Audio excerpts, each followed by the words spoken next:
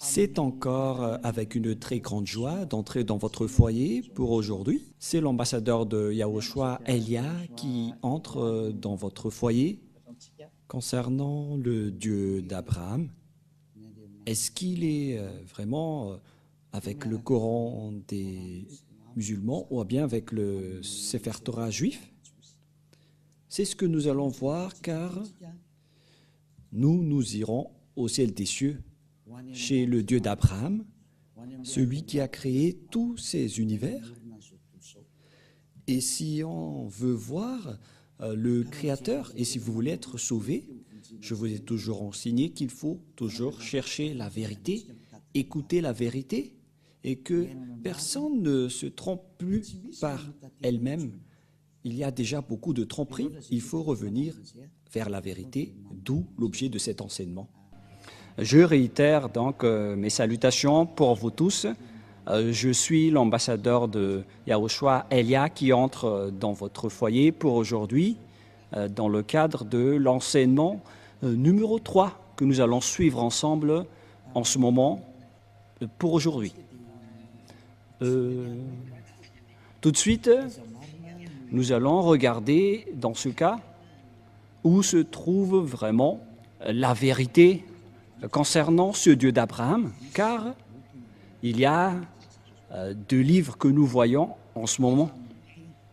Et ces deux livres disent chacun et parlent chacun du Dieu d'Abraham, notamment le Sefer Torah juif qui est déjà très ancien et le livre du Coran qui est plus récent. Chacun de ces livres parle de ce Dieu. Et la question qui se pose, lequel de ces deux livres doit-on suivre? Car ils ont chacun leur version. Et bien évidemment, nous devons regarder et confirmer. Voilà la mission de Elia. C'est pourquoi il a été... Quel chemin vous devez suivre?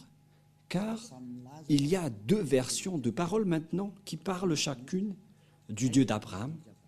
C'est pourquoi on doit se trouver vers qui ce Dieu d'Abraham est vraiment allé. Premièrement, lequel dit la vérité? Où trouve-t-on la vérité? Et nous devons toujours regarder à partir de la Sainte Écriture et à partir des réalités. D'après la réalité, dans le livre juif qui a raconté l'histoire d'Abraham, c'était depuis moins de 2000. Voilà le Sefer Torah. Et si le livre juif qui existait déjà vers moins 2000 et qui a été rajouté par Moshe vers moins 1500, et puisque les dates sont déjà très anciennes, c'est difficile de donner une précision, mais on parle juste aux environs. On a dit que c'était vers 1800 que Abraham existait et Moshe en moins 1300. Et bien évidemment, donc, d'après ce livre, ils existaient déjà à l'époque ancienne. Et puisqu'ils existaient à l'époque ancienne, donc il n'y a pas de personne qui est plus ancien qu'eux. Ils sont les plus anciens. Donc, le livre juif qui est le plus ancien veut dire que la vérité se trouve dans les anciens. Et qui d'entre vous peuvent dire que ce n'est pas vrai ce qu'on dit, alors que ça existait déjà depuis longtemps? C'est pourquoi j'ai dit dans le deuxième enseignement que je vous ai déjà enseigné, en disant que les gens ont profité sans raison. Yahvé n'était plus avec les Israéliens. Les gens ont profité de changer son nom. C'est-à-dire que tous les humains ont rendu en colère ce Père Yahvé. Et bien évidemment, ce Père Yahvé a déjà précisé que on ne donne pas ma gloire aux autres et on ne souille pas mon nom. Il n'acceptera jamais cette situation. Et c'est pourquoi Elia est venu pour confirmer cette parole, pour faire connaître cette parole, en disant que le Père Yahvé n'acceptera jamais cette situation. Quoi que vous fassiez, quoi que vous disiez, le Père Yahvé n'acceptera jamais cette image.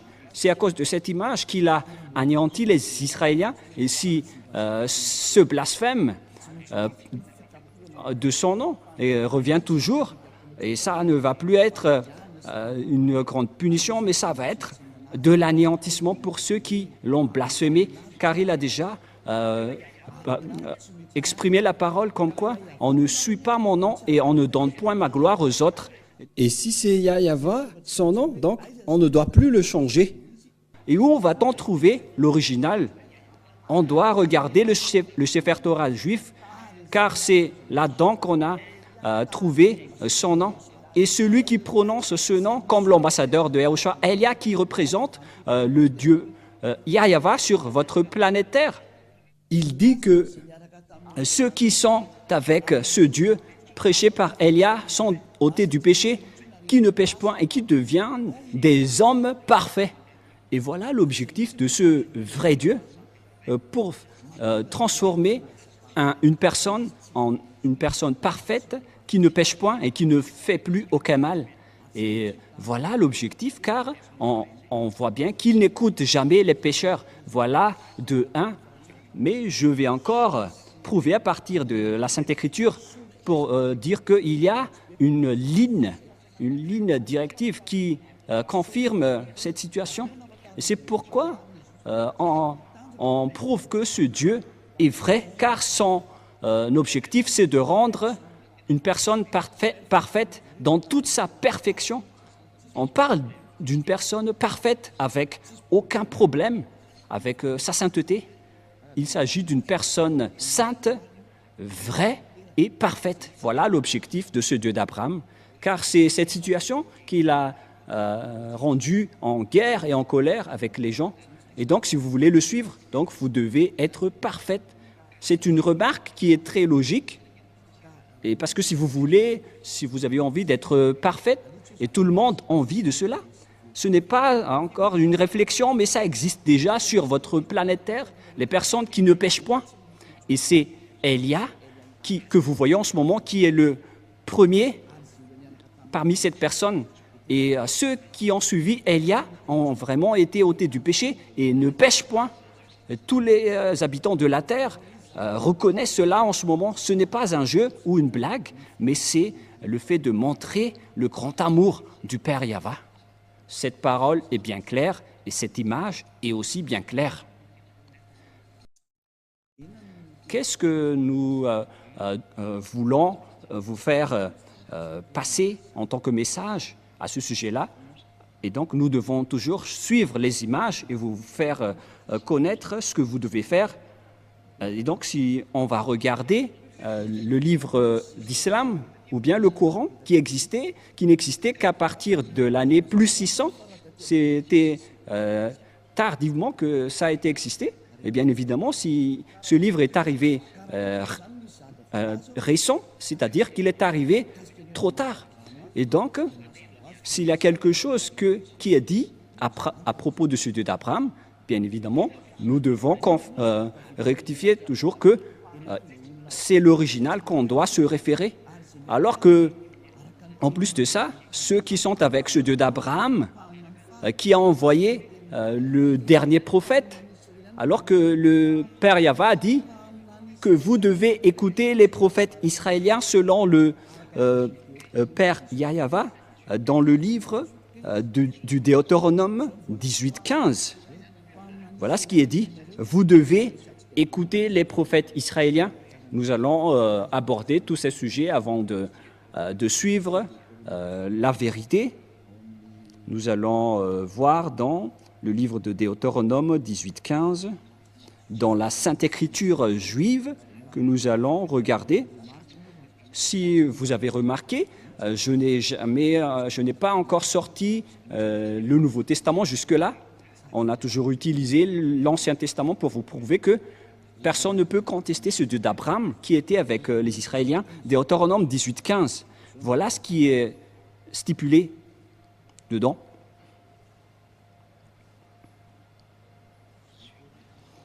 Chapitre 18. Deutéronome 18:15.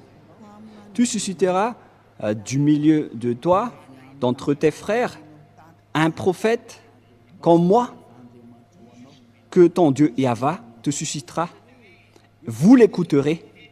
Ici donc, la parole du Père Yahva dans le Sefer Torah juif qui existait vers l'année moins 2000 ou vers moins 1500, précise bien que un prophète venant de toi, d'entre tes frères, que ton Dieu Yahva te suscitera. Qui sont donc ces frères qui sont comme moi? C'est bien évident car il s'agit des lois juives qui sont réservées aux Israéliens. Ici, la Sainte Écriture dit que ça doit être d'entre tes frères comme moi. Donc on parle alors des Israéliens ou bien des Juifs parce que la parole de Dieu le précise dans Exode 19 qu'il faut déclarer aux Israéliens ses lois et ses commandements, c'est-à-dire la parole dans Deutéronome 18:15 va être révélée aux Israéliens et les frères. Quand on veut parler ici, ce sont les Israéliens, car c'était eux qui étaient dans le désert à cette époque-là, et puisqu'ils étaient dans le désert, donc c'était entre eux que la direction était menée, et c'était donc ces prophètes israéliens qui ont été choisis parmi les Israéliens pour être des prophètes, pour les guider, pour guider les Israéliens. C'est dans Exode 19, 3 jusqu'à 5, voilà la loi. Exode 19, 3 jusqu'à 5. Moshe monta vers Dieu et Yahva l'appela du haut de la montagne en disant « Tu parleras ainsi à la maison de Jacob et tu diras aux enfants d'Israël, vous avez vu ce que j'ai fait à l'Égypte et comment je vous ai porté sur des ailes d'aigle et d'amener vers moi. » Verset 5. Maintenant, si vous écoutez ma voix et si vous gardez mon alliance, vous m'appartiendrez entre tous les peuples, car toute la terre est à moi. C'est bien évident, donc ici la parole que ça a été révélé aux Israéliens. Et les frères qu'on a parlé dans Deutéronome 18:15, concernant les commandements de Yahva, c'était réservé aux Israéliens. Et les frères qu'on veut parler ici, ce sont des frères israéliens et les personnes concernées dans le Deutéronome 18:15, car ce sont des lois pour les Israéliens, donc ce sont uniquement les Israéliens qui doivent les observer, mais pas les autres nations. Les autres nations sont interdites d'entrer pour dire que ça nous concerne. Vous ne devez pas faire ça, car les 10 commandements et les lois de Moïse sont réservés aux Israéliens. C'est bien clair que vous ne devez pas les contester. Et donc les prophètes qu'on doit croire, selon le Père Yahva, ce sont les prophètes israéliens. Et donc les non-israéliens sont interdits, ils sont directement exclus, ils sont clairement exclus. C'est pourquoi je vous ai dit que certains ont profité de la colère du Père Yahva envers les Israéliens. Lorsque le Père Yahva s'est séparé des Israéliens, ils ont profité pour contourner, pour changer les paroles et le nom. Et ce qui est triste, c'est que plusieurs personnes ont été trahies par cette image. C'est pourquoi je vous ai dit, ça suffit. Votre anéantissement va arriver. C'est pourquoi Élia est arrivé. Il vous sauve dernièrement, parce qu'on ne peut plus retenir cette situation. On doit vous sauver une dernière fois. Et tant que la parole circule, sachez que c'est de l'amour. C'est pourquoi je vous dis que revenez maintenant, car le Père Yahva ne tolère plus. Soit vous suivez Élia, qui est la meilleure situation, mais si vous ne me suivez pas, alors assumez les conséquences. Mais c'est pareil, comme en ce moment, ce que les Israéliens ont subi, c'est parce qu'ils ont appelé d'autres dieux, et le Père Yahva était gravement en colère. Et ça a fini par un grand danger. Et ils n'ont plus connu ce Dieu. Et après, les autres faux noms se sont apparus. C'est pourquoi Élia vous dit que c'est de l'amour pour vous faire revenir vers votre Créateur, qui s'appelle Yahva. Et l'objectif, c'est que vous ne péchez point. Vous devenez des hommes parfaits. Et donc, le dernier prophète, puisqu'on parle de prophète, le dernier prophète s'appelle Yahushua. Il est le dernier prophète israélien. Et ce dernier prophète israélien a sorti les commandements comme quoi un homme doit se marier avec une seule femme et une seule femme doit épouser un seul homme. Et donc, si vous vous mariez avec plusieurs, donc c'est interdit car vous transgressez directement la loi du Dieu d'Abraham, car c'est ce que les prophètes israéliens ont dit, le dernier prophète israélien. Mais nous allons faire par étapes les paroles. Et où alors on peut trouver cette parole? Mais d'abord, c'est évident donc, après cette parole, que si ce n'est pas des prophètes israéliens, donc ce n'est pas du tout correct. Vous êtes en train de transgresser le livre de Moshe. Qui que ce soit croit en Moshe, sachez que c'est le Dieu d'Abraham, qui est également le Dieu de Moshe. Et vous ne devez pas du tout contester.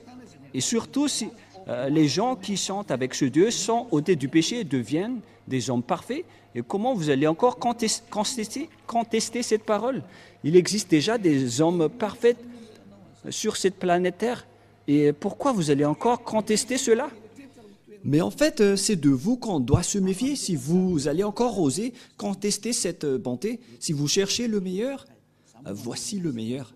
Alors, réfléchissez bien. Mais moi, je vous raisonne toujours que si Élia revient, c'est que vous devez vous souvenir de l'histoire de Élia. Même vous aussi, je vous incite à faire vos recherches concernant le sujet de Élia. Mais il est là pour faire revenir les gens, pour se retourner vers le Père Yahva.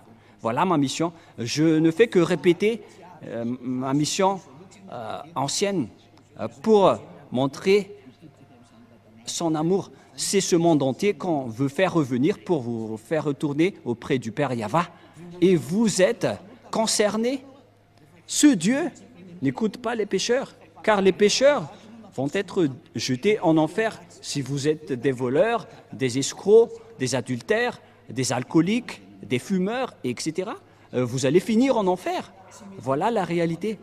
Ce Dieu d'Abraham ne veut pas être avec les pécheurs. C'est impossible. Quoi que vous disiez, c'est impossible. Ça n'existe pas. Et vous ne devez pas le forcer il doit être avec vous. Non, on ne doit pas le forcer.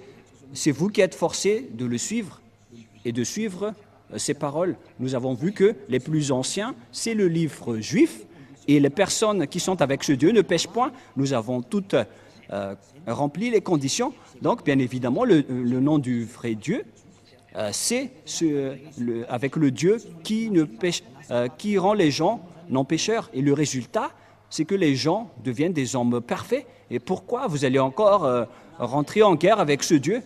C'est interdit de contester ni de ce Dieu, ni de rentrer en guerre avec lui.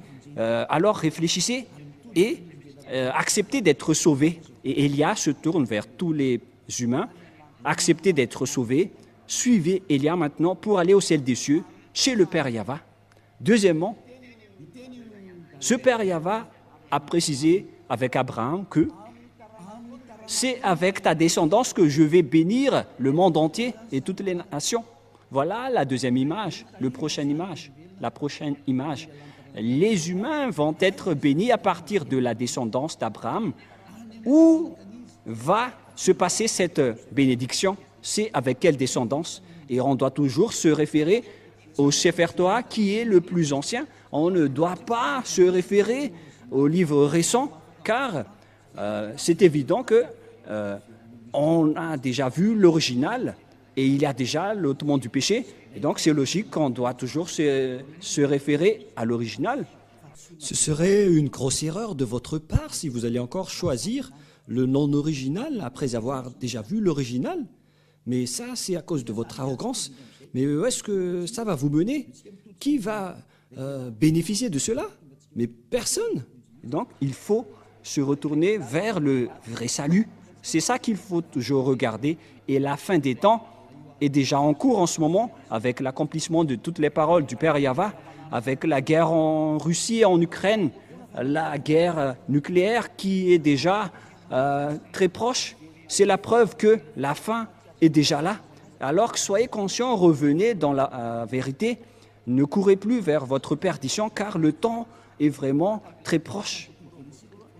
Nous allons voir l'image selon le livre de la Genèse, chapitre 22. Nous allons voir cette parole.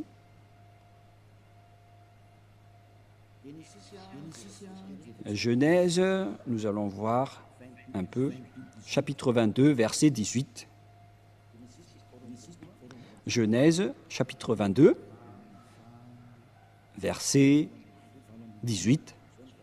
Voilà ce qui est dit. Ah, j'ai ouvert l'Exode. Il s'agit du Genèse 22, 18. Allons-y. Toutes les nations de la terre seront bénies en ta prospérité parce que tu as obéi à ma voix. Il existe donc une bénédiction pour toutes les nations à partir de la descendance d'Abraham, que ça existe. Et où est allée donc cette bénédiction pour toutes les nations? Et bien évidemment, car il existait déjà la parole que Dieu a fait en accord, en disant que cette descendance d'Abraham va être esclave pendant plus de 400 ans. Les Israéliens vont être rendus en esclaves pendant 400 ans dans la terre de dans la maison et la terre de leur servitude. Voilà pour la descendance d'Abraham. Et il n'y a aucune descendance d'Abraham qui ont été devenus esclaves pendant 400 ans, à part la descendance d'Isaac, parce que il y avait deux descendances d'Abraham, la descendance d'Isaac et sa descendance d'Ismaël. L'autre descendance venant de Sarah et l'autre avec son deuxième épouse qui s'appelle Agar, qui n'est que sa servante. Selon la Sainte Écriture, on précise bien que c'était son esclave, parce qu'on doit toujours stipuler ce qui est dans la Sainte Écriture du Sefer Torah. Et son autre épouse est de la même descendance que lui. Voilà la réalité qui existe dans la Sainte Écriture. Et selon la Sainte Écriture, cette descendance qu'on va rendre en esclave, ce n'est autre que la descendance d'Abraham, d'Isaac, et qui a suivi avec la descendance de Moshe. Et la descendance de Moshe vient de la descendance d'Isaac. Et après, c'était transmis à la descendance de Jacob avec les 12 tribus d'Israël, notamment le tribu de Lévi, où est sorti Moshe et Aaron récemment. Et c'est avec cette descendance de Moshe qui a guidé les Israéliens en sortant de l'Égypte, car les Israéliens ont été rendus esclaves pendant 400 ans. Nous allons voir donc la Sainte Écriture dans le Sefer Torah juif pour la bénédiction de toutes les nations, dans Genèse chapitre 15. Nous allons lire à partir du premier verset. Nous allons voir ici l'esclavage des Israéliens. À partir du verset 1, après ces événements, la parole de Yahva fut adressée à Abraham dans une vision, et il dit, « Abraham, ne crains point, je suis ton bouclier, et ta récompense sera très grande. » Donc il a dit, ne crains point, je suis ton bouclier et ta récompense. Et nous allons lire, où déjà? Verset 7. Yahva lui dit encore, je suis Yahva qui t'a fait sortir d'Ur en Chaldée pour te donner en possession ce pays. Et ce territoire, c'était le territoire d'Israël actuellement. Abraham répondit, Yahva, mon Seigneur, à quoi connaîtrais-je que je le posséderai? Il y avait quelque chose qu'il a fait qu'on ne va pas détailler. Mais tout de suite dans le verset 13. Et Yahva dit à Abraham, sache que tes descendants seront étrangers dans un pays qui ne serait point à eux, et ils y seront asservis, et on les opprimera pendant 400 ans. Voilà. Mais je jugerai la nation à laquelle ils seront asservis et ils sortiront ensuite avec de grandes richesses. Voilà. Donc la parole stipule bien ici que le Dieu Yahva a dit à Abraham que ta descendance sera asservie, seront devenus esclaves. On parle ici des Israéliens qui étaient esclaves en Égypte durant 400 ans, selon cette parole. Où se trouve donc cette terre? Et on a précisé que cette terre n'est autre que Israël actuellement, verset 18. Et c'est la raison de la guerre entre les Palestiniens et les Israéliens, d'où la guerre en Moyen-Orient jusqu'à aujourd'hui. Genèse 15, 18, 19 jusqu'au 21. En ce jour-là, Yahva fit l'alliance avec Abraham et dit « Je donne ce pays à ta prospérité depuis le fleuve d'Égypte jusqu'au grand fleuve, au fleuve d'Éphrate, les pays de Kénésiens, les Kénésiens, des Cadmoniens, les Hésiens, les Périsiens, des Raphiens, des Amoréens, des Cananéens, jusqu'aux Jibousiens. » Donc la parole de Dieu dit ici que cette terre est pour la descendance d'Abraham et la descendance d'Abraham ici, ce sont ceux qui ont été asservis et rendus esclaves pendant 400 ans. Et ceux qui ont accompli cette parole, excusez-moi, c'était Moshe et les Israéliens. Car Moshe les a fait sortir d'Égypte selon l'histoire dans le Sefer Torah juif. C'est-à-dire que toutes les paroles du Père Yahva sont accomplies, que le maître de la terre du Cananéen, c'était la descendance d'Abraham, c'est-à-dire la descendance de Moshe. Et les Israéliens qui sont dans le territoire d'Israël aujourd'hui, ce sont bien les Israéliens, mais ce territoire est toujours en conflit. La parole de Dieu a été accomplie comme quoi Israélien va être un lourd fardeau pour le monde. Et toutes les paroles de Dieu sont accomplies jusqu'à maintenant, car les Israéliens ne sont jamais stables jusqu'à aujourd'hui. Ce n'est pas seulement actuellement, mais c'était depuis longtemps, à cause de toutes les paroles du Père Yahva. Vous voyez que personne ne peut échapper aux paroles du Père Yahva. Toutes ces paroles sont accomplies, notamment ces paroles dans le Sefer Torah juif. Il a dit « Je vais vous faire de ce pays un lourd fardeau pour vous ». Nous allons voir dans Zacharie 12. C'est un prophète israélien que les Israéliens va être un lourd fardeau, une pierre pesante pour toutes les nations qui vont les soutenir. Nous allons voir en petite parenthèse cette parole dans Zacharie 12 à partir du verset 1. Nous allons lire cette parole de la prophétie du Père Yahva aux Israéliens.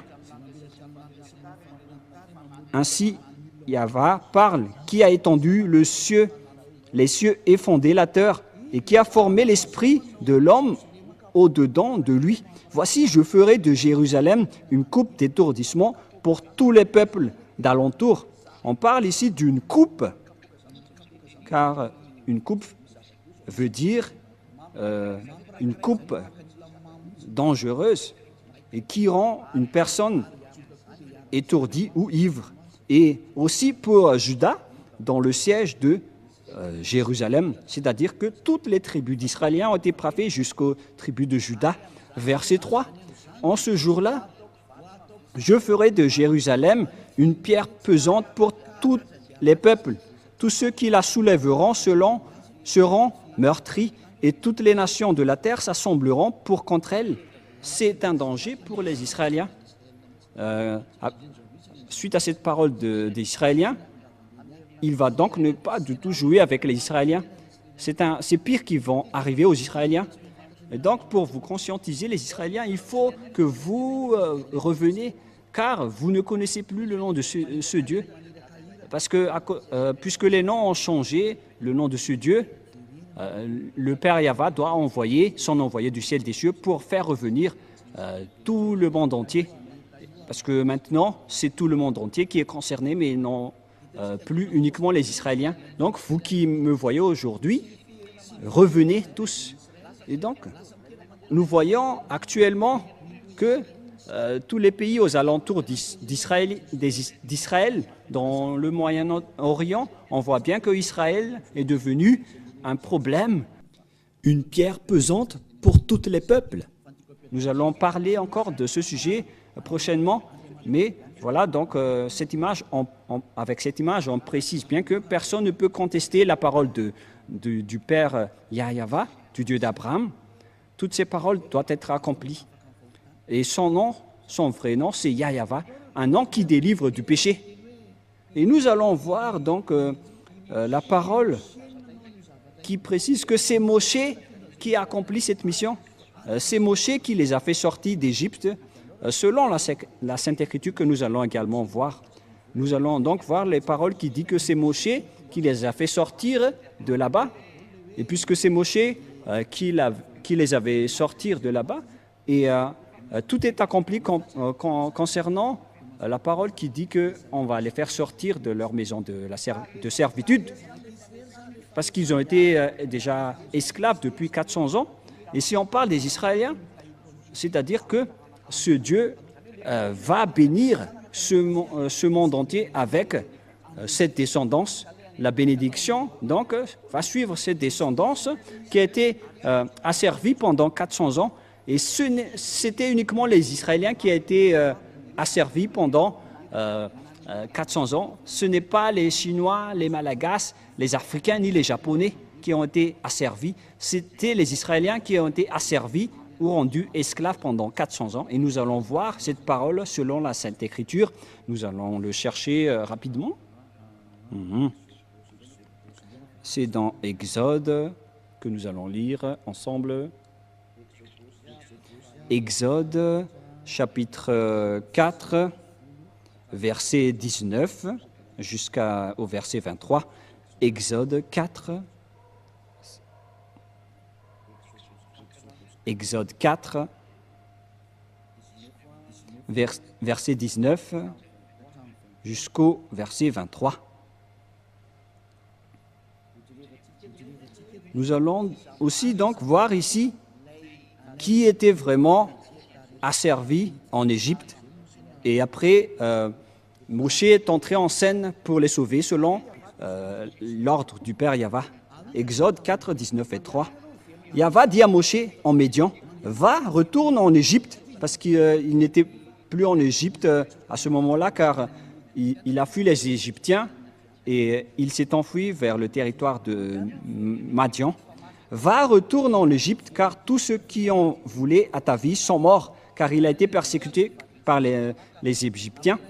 Moshe a pris sa femme et ses fils, les fit monter sur des ânes et retourna dans le pays d'Égypte, et il prit dans sa main la verge de Dieu.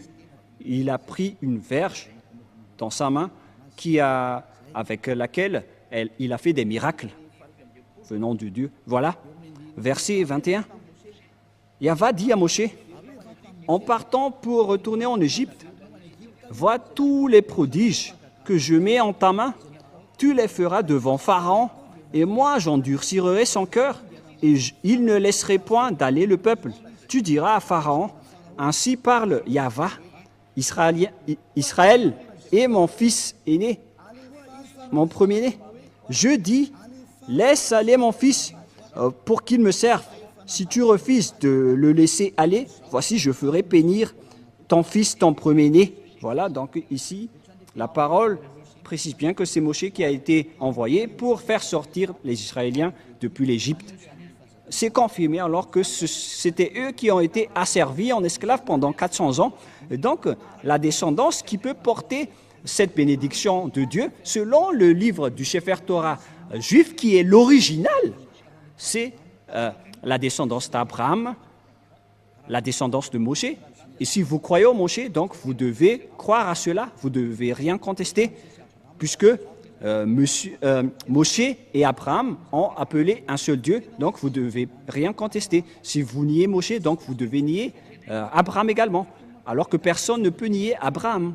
Et nous allons aussi voir la suite de cette parole selon toujours le livre de Exode, versets 1 et 2. Exode chapitre 5, versets 1 et 2.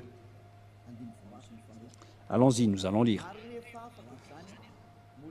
Moshe et Aaron se rendirent ensuite auprès de Pharaon et lui dirent « Ainsi parle Yahva, le Dieu d'Israël. Laisse aller mon peuple pour qu'il célèbre au désert une fête en mon honneur. » C'est Moshe donc qui vont les faire sortir vers le désert. Pharaon répondit « Qui est Yahva pour que j'obéisse à sa voix en laissant aller Israël? Je ne connais point Yahva, je ne laisserai point aller Israël. » Voilà. Ils dirent « Le Dieu des Hébreux nous est apparu. Permets-nous de le faire 3 journées de marche dans le désert pour offrir des sacrifices à Yahva, afin qu'il ne nous frappe pas de la peste ou de l'épée. » Et le roi d'Égypte leur dit « Moshe et Aaron, pourquoi détournez-vous le peuple de son ouvrage? Allez à vos travaux. » Et ici, voici, ce peuple est maintenant nombreux dans le pays, et vous lui feriez interrompre ses travaux. Donc Moshe n'a pas du tout accepté ici, et la guerre a été déclarée. Ils ont montré leur autorité et leur puissance. La puissance de Moshe, c'est d'affronter avec la puissance du Pharaon, qui n'a jamais défié l'autorité de Moshe, car c'est ce Dieu qui a créé le ciel des cieux, la terre et tout le reste. Comment contester ce Dieu qui a aujourd'hui envoyé Élia? C'est ce Dieu qui a discuté avec Abraham et avec Moshe. C'est ce Dieu qui a envoyé Élia pour que les gens ne pêchent point, car c'est ce Dieu qui n'aime pas les péchés, et il tient sa parole, et on ne joue pas avec ce Dieu d'Abraham, c'est évident. C'est pourquoi le salut est arrivé pour nous. Alors sachez, écoutez, car la fin est là, que chacun sauve sa peau. N'acceptez plus les autres, regardez la vérité, car l'objectif, c'est d'être parfait. Si vous n'êtes pas parfait, vous n'irez jamais au ciel des cieux, car ce Dieu d'Abraham est un Dieu très saint. Il est le propriétaire de là-bas. Et si vous êtes pécheur, n'espérez pas du tout aller là-bas. Vous avez été trompé, car ce Dieu est un Dieu très saint.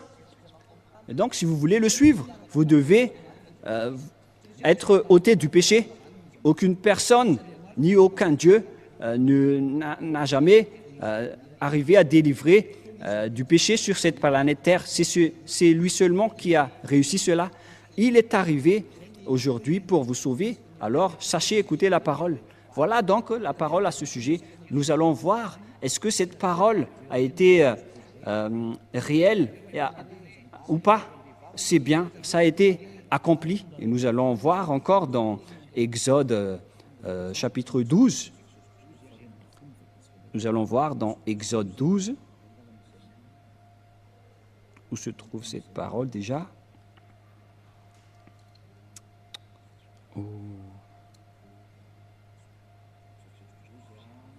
Exode 12, à partir de quel verset déjà? Nous allons voir.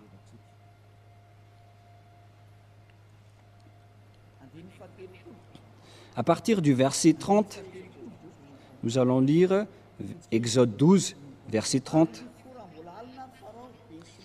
Et Pharaon se leva de nuit, lui et tous ses serviteurs et tous les Égyptiens, et il y eut de grands cris en Égypte, car il n'y avait point de maison où il n'y eut un mort, selon donc la parole du Père Yahva, que je vais tuer ses fils aînés,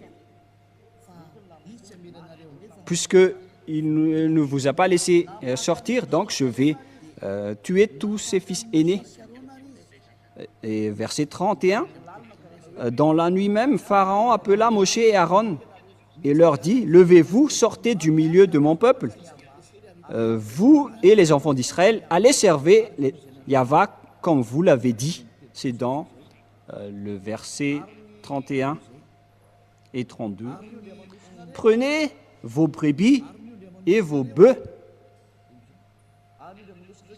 Prenez vos brebis et vos bœufs, comme vous l'avez dit, allez et bénissez-moi.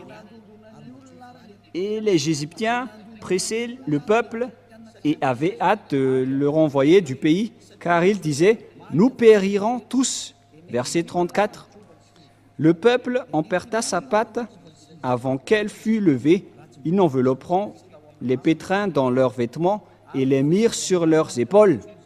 Les enfants d'Israël firent ce que Moshe avait dit et ils demandèrent aux Égyptiens des vases d'argent et des vases d'or et des vêtements. Et Yahva fit trouver grâce au peuple aux yeux des Égyptiens qui se rendirent à la demande et ils se dépouillèrent. Ils dépouillèrent les Égyptiens. Les Israéliens sont devenus riches car ils ont accaparé toutes les richesses des Égyptiens. Et ces derniers aussi ont donné tout car ils avaient peur. Et les Israéliens ont supprimé les Égyptiens. Ils n'avaient plus rien. Et les Israéliens sont devenus très riches, selon la parole du Père Yahva, en disant que je vais vous rendre très riches. Voilà. Verset 37, les enfants d'Israël partirent de Ramsès pour Sukkot, au nombre d'environ de 600 000 hommes de pied, sans les femmes. Une multitude de gens de toute espèce montèrent avec eux. Ils avaient aussi des troupeaux considérables de brebis et des bœufs, mais ces derniers n'ont pas fait des contrats avec les Israéliens, car les commandements étaient réservés aux Israéliens. Ils firent des gâteaux cuits sans levain, avec la pâte qu'ils avaient emportée d'Égypte et qui n'était pas encore levée, car ils avaient été chassés d'Égypte sans pouvoir tarder et sans prendre des provisions avec eux. Le séjour d'enfants d'Israël en Égypte fut de 400 ans. C'est une date approximative, mais la date réelle, c'est 430 années, selon la parole du Père Yahva. Et au bout de 400 ans, le jour même, toutes les armées de Yahva sortirent du pays de l'Égypte. Voilà. Donc, c'est évident que d'après cette image, on précise bien que c'était vraiment les Israéliens qui ont été asservis en esclaves en Égypte. Et c'était Moshe qui les ont guidés. Et le prophète qui les ont guidés, c'est un prophète israélien. Et donc, si ce n'est pas un prophète israélien, donc ça nie la parole du Père Yahva qui délivre du péché. On a vu ça dans le Sefer Torah juif qui est le plus ancien, car on a vu là-dedans le nom Yahva et tous ceux qui le suivent ne pêchent point et deviennent parfaits, comme Élia qui a vraiment été envoyé par ce Dieu Yahva. C'est pourquoi je vous dis toutes ces bontés pour vous faire revenir, pour le suivre. Courez maintenant pour le suivre, car il est revenu, mais vous ne pouvez plus jouer avec lui. Il est venu pour anéantir et détruire tous les faux dieux. Ça suffit pour, avec ces tromperies. Il y avait déjà beaucoup de gens qui ont été perdus et péris en enfer et dans les temps de feu. C'est la période du salut. Alors n'acceptez plus les choses bizarres, car Élia est en train de vous donner toutes les preuves. On vous a prouvé le vrai livre qu'on peut trouver, ce Dieu d'Abraham. C'est le Sefer Torah juif. Mais tout le reste ne sont pas du tout fondés. Ils ne disent pas la vérité. Pourquoi?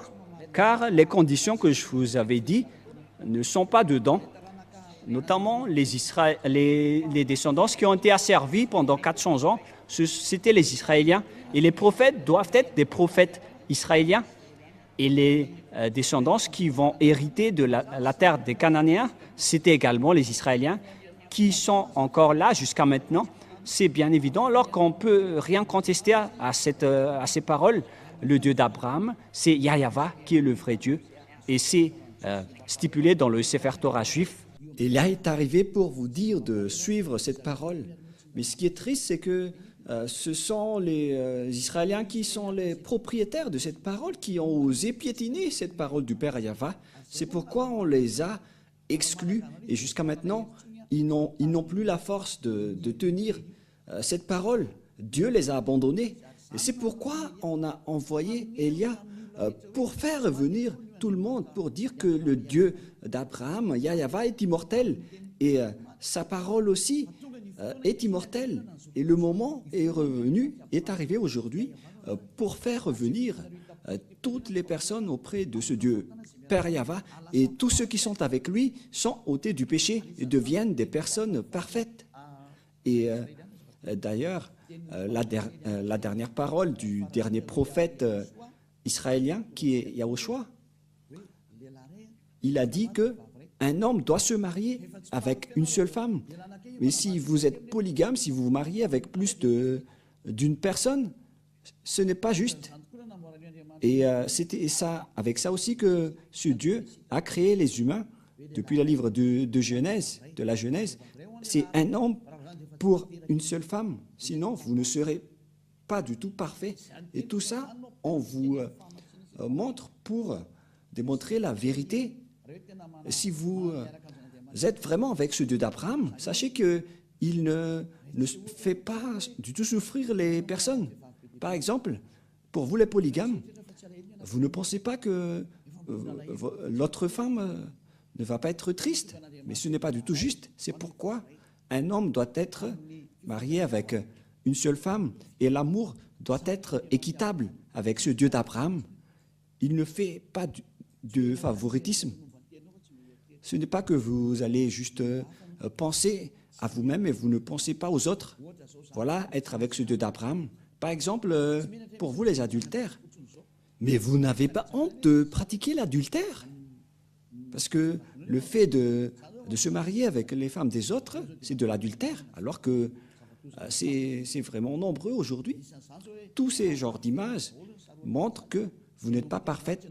Vous qui dites des gros mots, vous qui trompez les gens, vous les escrocs, les menteurs, les trompeurs, ça vous rend tous imparfaits.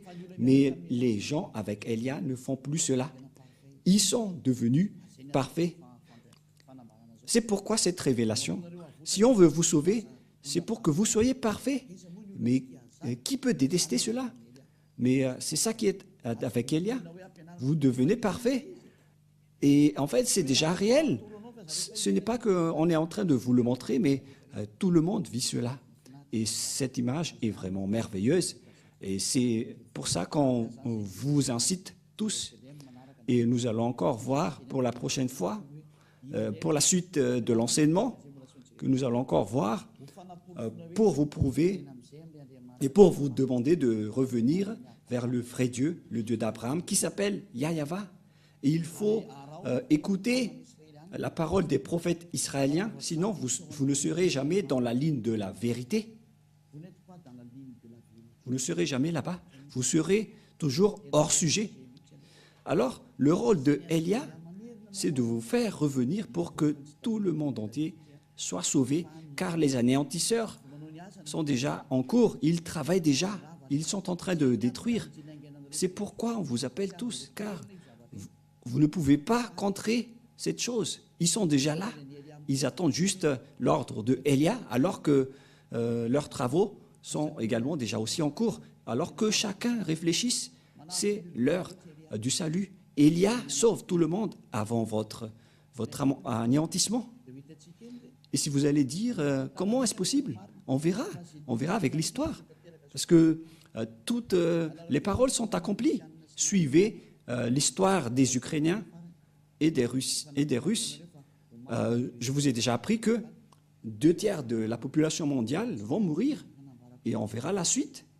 Mais voilà pour aujourd'hui, et la parole est claire. Si vous voulez être avec le Dieu d'Abraham, le vrai Dieu, son nom c'est Yahweh, et c'est dans le livre du Sefer Torah que vous devez le voir. Il est le plus ancien, et ceux qui sont avec lui ne font plus aucun mal et deviennent parfaits.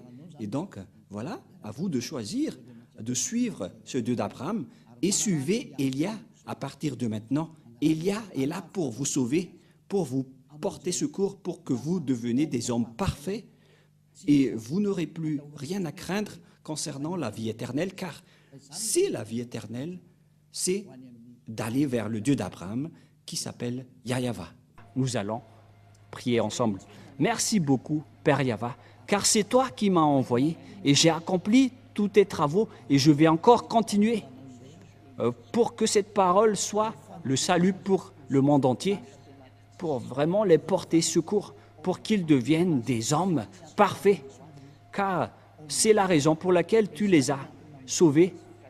C'est pourquoi tu as donné ta parole à Abraham pour que sa descendance va être la bénédiction pour toutes les nations, pour sauver tout le monde. Merci beaucoup, Père Yahweh, car ta parole est déjà en cours pour le salut, pour la délivrance, pour la libération des gens, pour qu'ils soient des hommes, des citoyens qui sont heureux, qui ont le bonheur quand ils sont avec toi. Qui n'en vit pas cette situation, alors que cette situation est déjà réelle actuellement? Heureux sont ceux qui ne pêchent point et qui sont devenus parfaits et qui n'aiment plus aucun mal dans tout leur chemin. Cher Père Yahweh, merci beaucoup pour toutes tes paroles. Et viendra encore le moment pour faire connaître toutes les choses concernant ton salut qui viennent des prophètes israéliens qu'on doit écouter. Père Yahweh, merci pour le salut que tu nous as donné, qu'on partage les gens aujourd'hui. Gloire éternelle à toi. Et au nom de Yahushua, nous faisons toutes ces prières. Alléluia. Amen. Et donc, je vous souhaite d'être bénis pour tout ce que vous faites dans tous vos chemins et suivez toujours le Père Yahweh. Sauvez votre âme et protégez votre âme pour qu'il soit bien arrivé au ciel des cieux, pour qu'il ne pêche point. C'est déjà réel en ce moment et que Yahushua vous bénisse. À la prochaine. Au revoir.